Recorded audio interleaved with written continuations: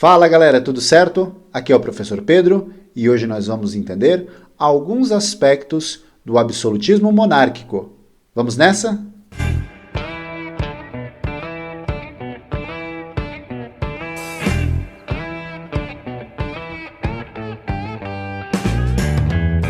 Antes de iniciar o vídeo, eu queria que você deixasse um like, comentasse, curtisse, ativasse as notificações para você ficar bem informado aqui na área de história.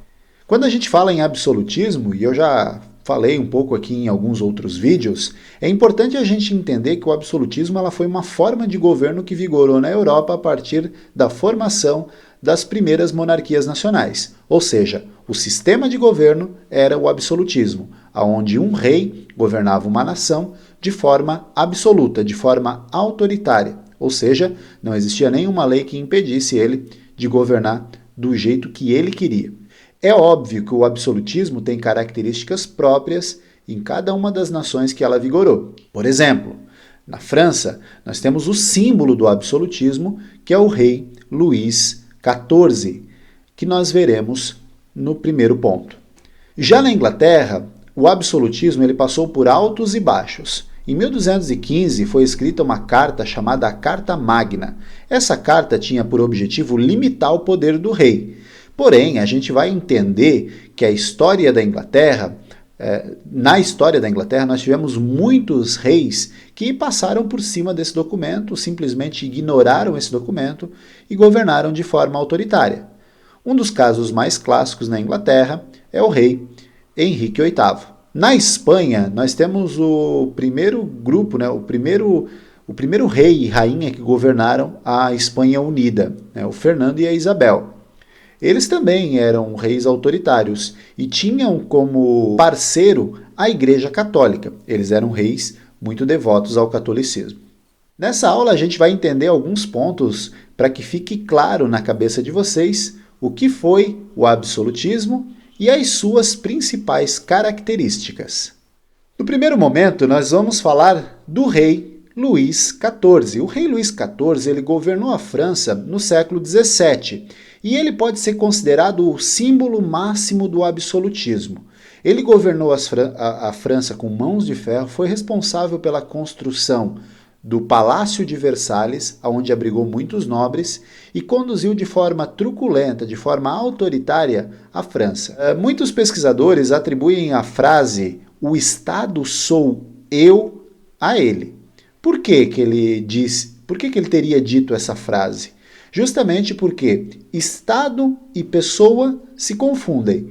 Quem mandava na França era o rei Luís XIV. Nenhuma lei impedia que ele tomasse as suas decisões, sendo boas ou não para a população. Isso fez com que ele fosse um dos reis mais autoritários desse período. Por isso que quando a gente fala em símbolo do absolutismo, vem à nossa cabeça este senhor, o rei Luís XIV. O Estado sou eu, a França sou eu, as vontades da França são as minhas vontades. Bom, já que a gente entendeu e pesquisou um pouco mais sobre um dos maiores reis absolutistas desse período, nós temos que entender então, de fato, o que era o absolutismo. Como é que a gente pode definir a política absolutista? Além de criar impostos e comandar politicamente o seu país, ele também podia vender cargos políticos. Isso mesmo, ele poderia comprar as pessoas para que as pessoas apoiassem o projeto dele para qualquer um dos países. Ou seja, ele usava o cargo para se beneficiar, para continuar no poder e para usufruir de todos os benefícios que esse cargo dava para ele. Além disso, ele e o seu reino ficavam cada vez mais ricos quando exploravam as colônias. Por exemplo, o Brasil era uma colônia de Portugal e o rei português tirava muitas riquezas daqui. Isso beneficiava o projeto absolutista, o projeto de política absolutista dos reis portugueses. Muitas pessoas eram críticas do absolutismo. Lógico, o absolutismo ele era muito prejudicial, principalmente às classes que pagavam impostos, os ricos e também os mais pobres. Para eles, o absolutismo não era vantagem nenhuma. Para quem que o absolutismo era vantajoso?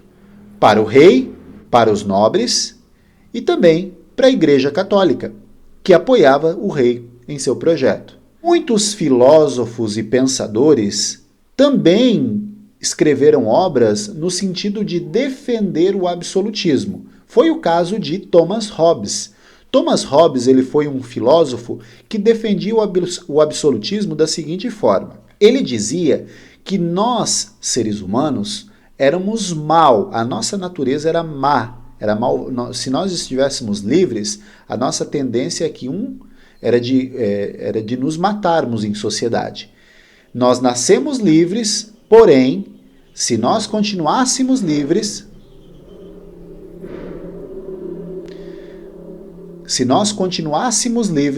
nós não nos entenderíamos. Por isso era necessário nós entregarmos a nossa liberdade para o rei, para que ele pudesse administrar da melhor forma a nossa liberdade. Então assim, Thomas Hobbes defendia o absolutismo. Outro filósofo teórico que defendeu o absolutismo foi o Nicolau Maquiavel. Maquiavel dizia que para manter a ordem dentro de um reino, dentro de uma sociedade, o rei podia fazer de tudo. Ele tinha que ser temido. Na verdade, ele diz que o rei deveria ser amado, mas se não fosse possível ele ser amado, era melhor ele ser temido. Portanto, na sua obra O Príncipe, que está aqui, de Maquiavel, O Príncipe, ele descreve como seria a sociedade sendo governada pelo poder absoluto. O rei deve fazer de tudo para manter a ordem dentro do seu reino. E assim, Maquiavel defendia o absolutismo. Para finalizar, eu trouxe essa charge para a gente entender um pouco, de maneira didática, de maneira pedagógica, o que seria o absolutismo. Nós temos dentro do baú, cheio de tesouros, o rei, apoiado por outras duas pessoas. De um lado, nós temos um representante da Igreja Católica, lembrando que quase todas as monarquias, naquele período, as monarquias absolutistas, eram apoiadas pela Igreja Católica. Do outro lado do rei, nós temos um nobre. Quem era um nobre? O nobre era aquele que apoiava o projeto político do rei em troca de cargo, benefício e outras coisas que eram pertinentes àquela sociedade. Então, esses dois grupos, nobres e Igreja Católica, elas sustentavam politicamente o rei. E lá no chão, nós temos uma pessoa humilde. Essa pessoa humilde seriam as pessoas mais pobres, que pagavam os impostos, os pesados impostos, para sustentar economicamente esse poder absolutista. Eu espero que você tenha entendido um pouco mais sobre o absolutismo e aqui na descrição eu deixei uma pequena prova aí para você colocar em prática o que você aprendeu nessa aula. Lembrando que esse aqui é apenas um esboço do absolutismo. Uma aula completa você vai encontrar em outros canais ou aqui no vídeo que eu falo um pouco sobre absolutismo. Antes de ir, peço para que você deixe o seu like, comente, ative o sininho e até a próxima.